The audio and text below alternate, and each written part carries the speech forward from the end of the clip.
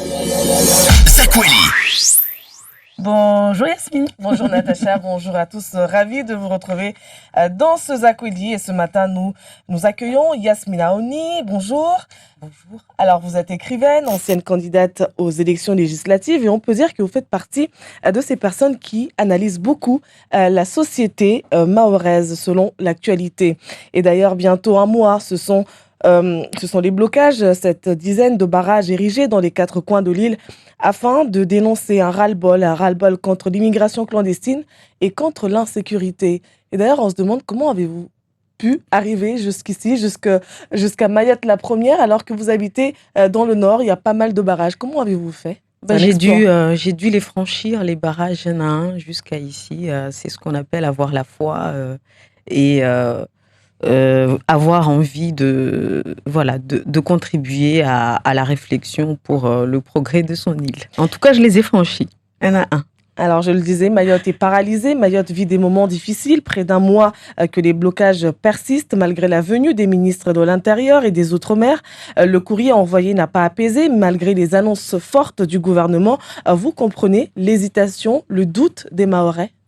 Alors, avant toute chose, je tiens à passer mon kouézi et mon salam à toutes celles et à tous ceux qui nous écoutent, que ce soit depuis leur maison ou depuis les barrages ou encore depuis les routes tentant de rejoindre leur lieu de travail.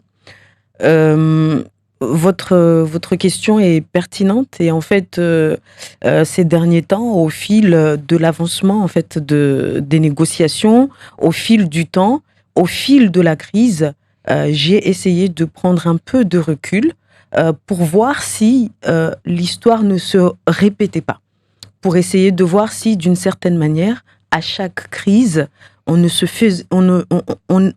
tombait pas dans le même piège. Et depuis 1975 et notre ancrage au sein de la République française, il est vrai qu'on a connu majoritairement comme crise marquante la crise de 1993, la crise de 2011, la crise de 2018 et maintenant la crise de 2024. Et lorsqu'on analyse ces crises-là, on constate que les mêmes mécanismes sont à l'œuvre. Donc, les choses se répètent. Il y a comme un labyrinthe duquel nous n'arrivons pas à sortir. De quoi je veux parler? Il s'agit de la manière dont se déroulent ces crises. La population excédée va laisser sa colère s'exprimer, donc va exploser, donc il va y avoir des barrages, il va y avoir des mouvements, des regroupements. Le gouvernement va envoyer un ministre ou l'un de ses représentants pour discuter et suite à ces discussions, les mesures qui vont souvent sortir vont être vagues, donc ne vont pas avoir de calendrier précis, ne vont pas avoir un chiffrage clair et ferme. Et à chaque crise, au-delà de ces mesures vagues qui sortent des discussions avec les leaders des mouvements, il y a toujours division. Il y a toujours division. Ce que le gouvernement va proposer au leader du mouvement va toujours avoir comme conséquence de les diviser. On va avoir d'un côté les personnes qui vont être favorables à la proposition du gouvernement et de l'autre, celles qui vont dire ce qui nous est proposé n'est pas ce qu'on demandait, il faut revoir la copie, on ne peut pas s'arrêter là. Et puis, de ces divisions, si vous voulez, naissent un certain nombre de tensions qui finalement laissent Paris tranquille et qui tuent les mouvements. D'ailleurs, justement, au départ, à l'unanimité, ce mouvement était tout à fait légitime, qu'il fallait passer par là pour espérer un changement. Désormais, les Mahorais, vous l'avez dit, sont divisés, se déchirent. Il y a d'un côté ceux qui estiment que ce mouvement n'a plus aucun sens et que les barrages doivent être levés, et ceux qui semblent plutôt déterminés à maintenir la pression. Du coup, est-ce qu'on peut dire que l'objectif est atteint du gouvernement ? Disons que ça s'est passé comme les fois précédentes. On peut dire ça comme ça. Et je continue à penser qu'il s'agit d'une colère légitime, je continue à penser que, en fait, les réponses ne sont pas du tout satisfaisantes. Le problème n'est pas plutôt local, Yasmina Oni. Oui. Est-ce qu'il n'y a pas trop de leaders ou pas de leaders justement dans ce mouvement? Alors, comme j'ai eu l'occasion de l'exposer sur l'un de mes comptes Facebook, il est important de revoir peut-être la manière dont nous structurons nos revendications. Nous avons traditionnellement des organisations, et même si ce sont des organisations traditionnelles et historiques, je reste convaincue qu'elles ont aujourd'hui toute leur place dans le paysage des mouvements sociaux mahorais. Et ici, je fais référence au Congrès.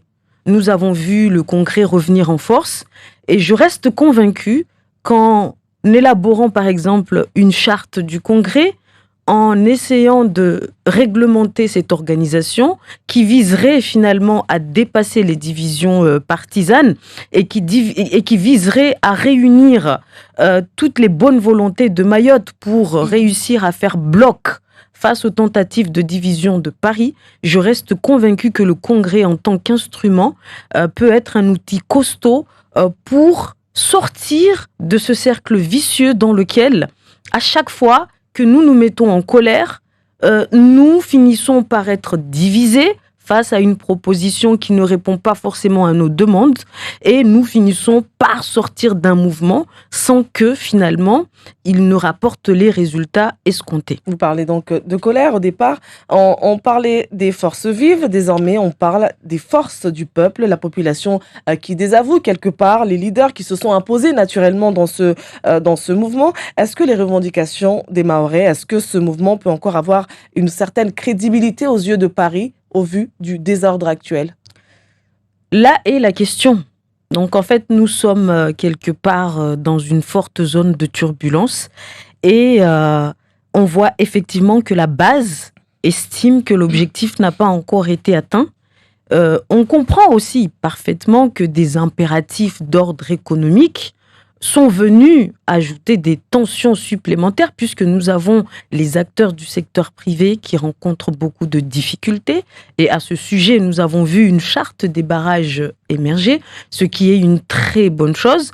Mais ce qui est sûr, c'est que nous sommes dans l'impasse et la question est de savoir, après la division et cette impasse, qu'est-ce que nous allons faire? Nous allons laisser le processus se poursuivre et conduire à la mort du mouvement sans qu'aucun résultat n'ait été obtenu, ou alors nous allons essayer de remédier à la situation en essayant de nouveau de mieux structurer, de mieux organiser pour quand même rattraper ce qui est encore rattrapable.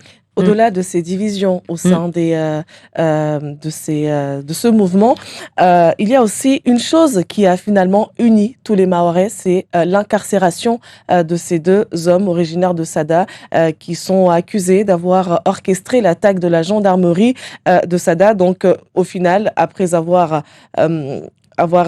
été un peu dispersés.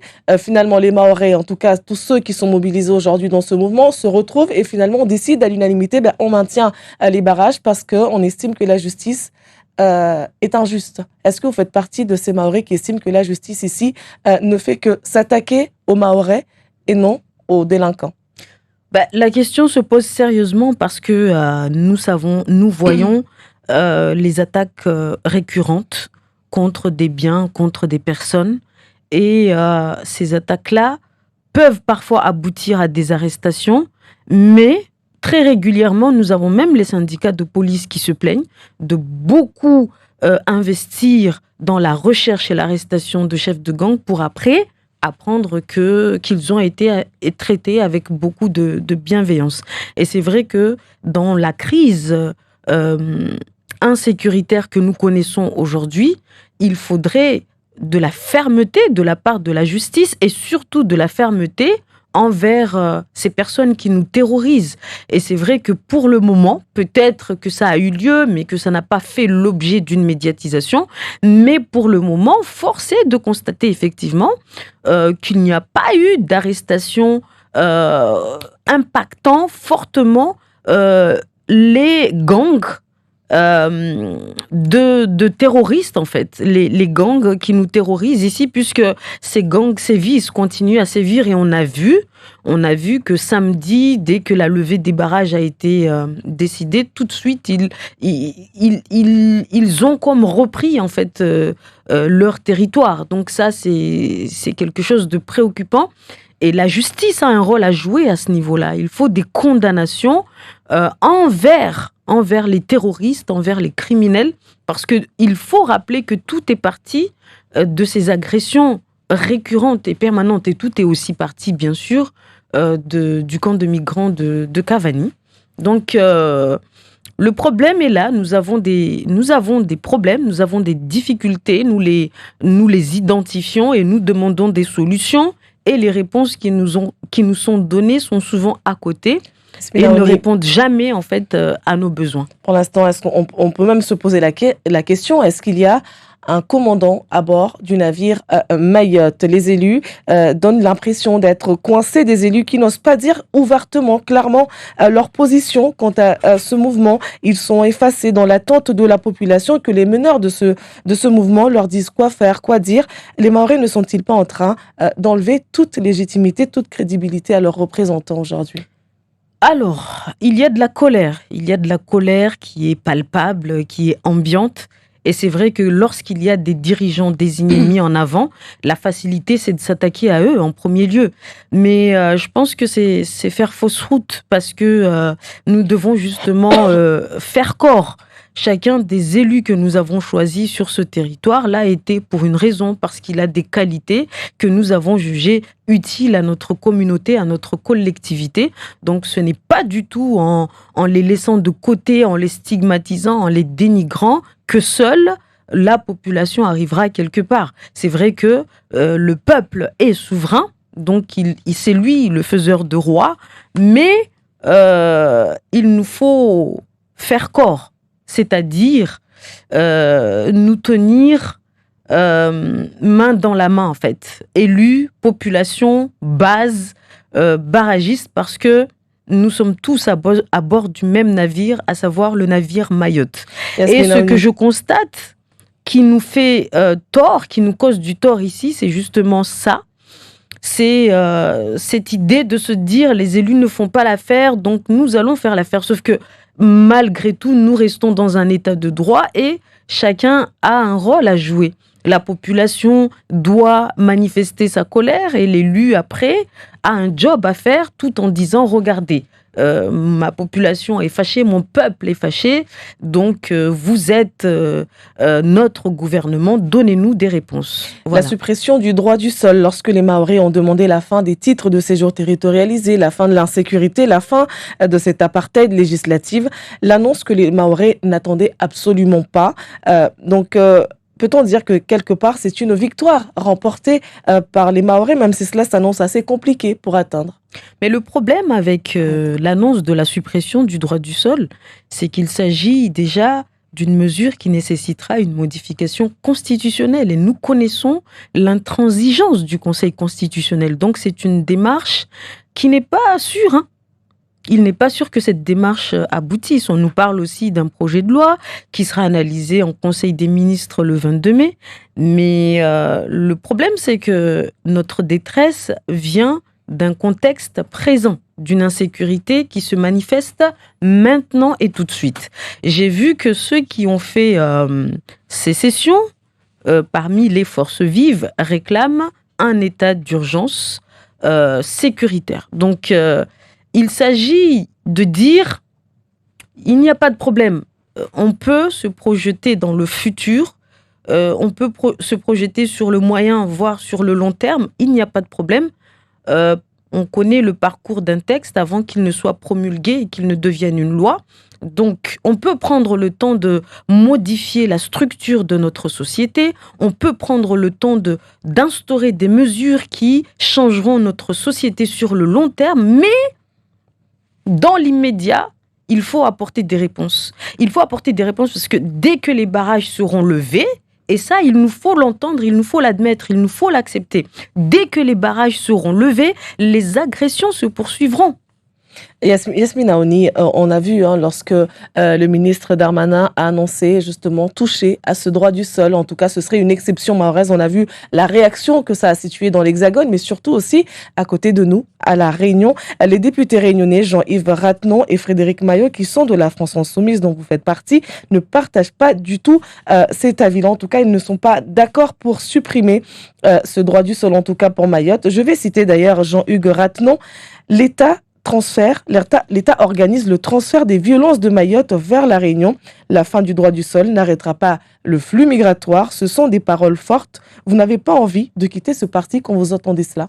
Écoutez, ce sont surtout des personnes qui ont enlevé leur casquette de députés de la France Insoumise pour revêtir leur casquette de réunionnais.